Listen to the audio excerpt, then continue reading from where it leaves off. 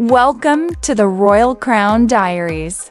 Today, we are celebrating one of the most multi-talented women in the British royal family. And we promise you, by the end of this story, you will fall in love with her. Royal Highness all over again.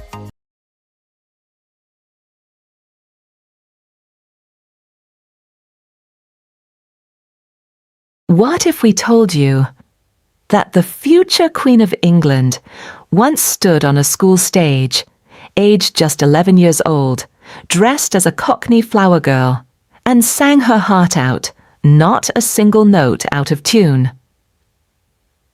And what if we told you that the same girl who sang Wouldn't It Be Lovely in a school production of My Fair Lady would grow up to perform a surprise piano duet watched by millions at the Eurovision Song Contest, perform a moving concert at Westminster Abbey, and then, in the most tender moment of all, sit down at a grand piano on Christmas Eve with her 10-year-old daughter and play a beautiful duet for the entire nation?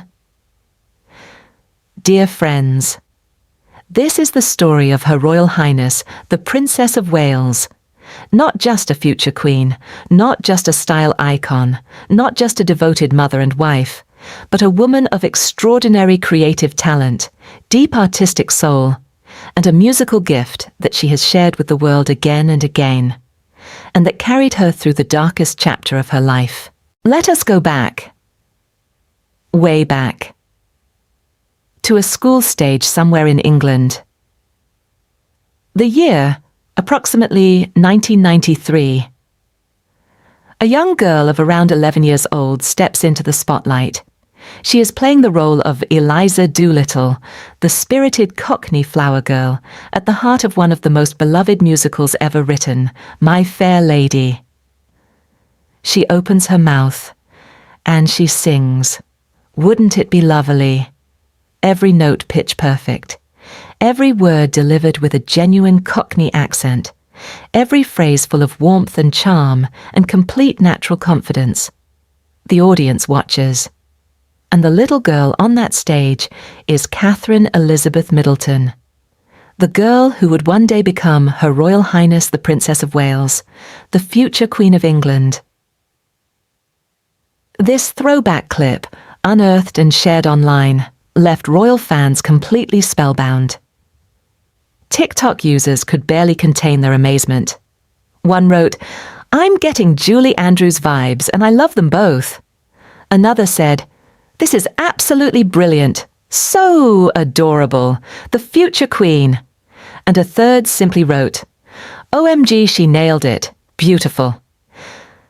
And nail it she did, because Catherine's musical talent was no accident. According to those who know the princess well, she played piano and flute as a child. She reached grade 5 in both singing and music theory. This was a young girl who did not dabble in music. She committed to it. She trained. She worked. She reached for excellence, in music as in everything else. Fast forward to Christmas Eve, 2021.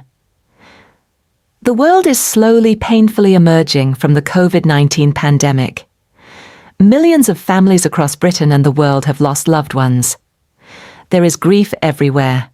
There is exhaustion. There is a desperate, aching need for comfort and hope. Her Royal Highness, the Princess of Wales, at the time still known publicly as the Duchess of Cambridge, is hosting her royal carols. Together at Christmas concert at Westminster Abbey, a service of comfort, of community, of light in the darkness. And then she sits down at the piano. Nobody outside the production team knows this is coming. Not the public, not the press, just the music starting and Her Royal Highness playing. She accompanies Scottish singer Tom Walker in a poignant performance of his song. For Those Who Can't Be Here, a song written for all those lost during the pandemic, for every empty chair, for every family forever changed. Tom Walker later said, "I thought she absolutely smashed the performance. It's not easy to just jump behind a piano with a bunch of musicians you've never played with before and record live takes to camera. But she completely nailed it." Then came May 2023. The United Kingdom was hosting the Eurovision Song Contest on behalf of Ukraine, the previous year's winners, who could not host due to the ongoing war.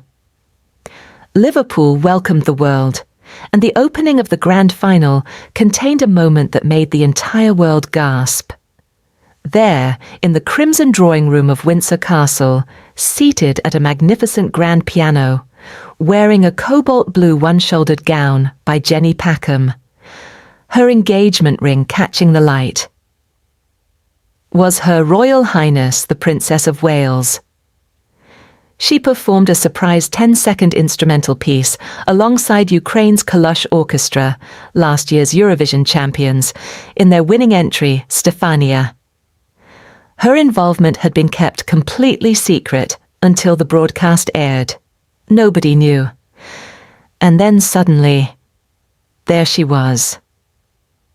The caption on the Prince and Princess of Wales's official Instagram read simply, "A Eurovision surprise, a pleasure to join Kalosh Orchestra in a special performance of last year's winning Eurovision entry. Enjoy the show, Liverpool."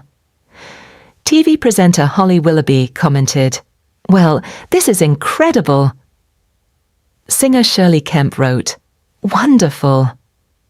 In one elegant, generous, unexpected gesture, Her Royal Highness had united music, solidarity with Ukraine, British pride, and sheer royal magic into a single breathtaking moment. But perhaps the most beautiful of all Her Royal Highness's musical moments came on Christmas Eve, 2025. By this point, the Princess of Wales had been through the most profound personal challenge of her life. In March 2024, she had bravely and publicly revealed she had been diagnosed with cancer and was undergoing preventative chemotherapy. The entire nation held its breath. The world sent love. In September 2024, she announced she had completed chemotherapy. "Doing what I can to stay cancer-free is now my focus," she said. And in January 2025, she announced she was in remission. Those who are close to the princess have since spoken about what carried her through the darkness of those months. And among the things they mention is music. A palace source revealed that the power of creativity had been one of the things that helped Her Royal Highness heal. That music, art, the creative world had been a source of profound comfort, strength, and recovery.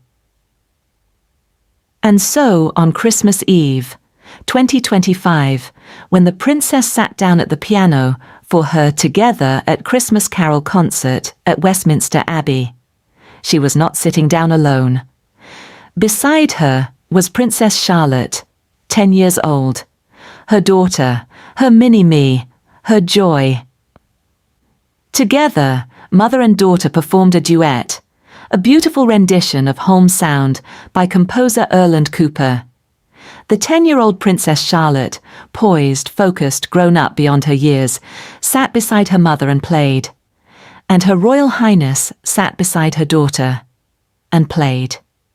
Two pairs of hands, one piano, one family, one nation watching with tears pouring down their faces. In her voiceover for the service, the princess said, "At its heart, Christmas speaks of love taking form in the simplest, most human ways." And there it was.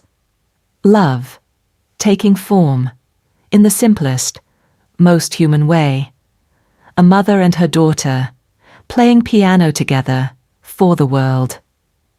Because the story of Her Royal Highness, the Princess of Wales in 2026, is a story of the most inspiring royal comeback any of us have witnessed in our lifetimes. In January 2026, she surprised staff at Charing Cross Hospital alongside Prince William. When a volunteer mentioned that patients sat around the hospital for hours during treatment, the princess quietly said, "I know," and then touched her husband's arm and said, "We know." 2 words. That said everything. In May 2026, just days ago, Her Royal Highness made her first international royal visit since her cancer diagnosis. She travelled to Reggio Emilia in northern Italy as part of her work with the Royal Foundation's Centre for Early Childhood. Spending time with children, learning, connecting, back in the world. This is a huge moment for the princess, one royal source told CNN. There will be many highlights of 2026, but this being her first international visit post her recovery, this is a really significant moment. And throughout 2026, she has been building her schedule steadily. St. Patrick's Day with the Irish Guards, Anzac Day at the Cenotaph, visiting the England women's rugby team, present, committed, royale. Sources close to the princess say her focus for 2026 and beyond is to use the power of creativity, music, arts, photography as a cornerstone of her royal work, working with organizations in the arts world, in music, in mental health, in healing. A princess who found strength in music during her darkest hour and now wants to share that gift with the world. How extraordinary is that?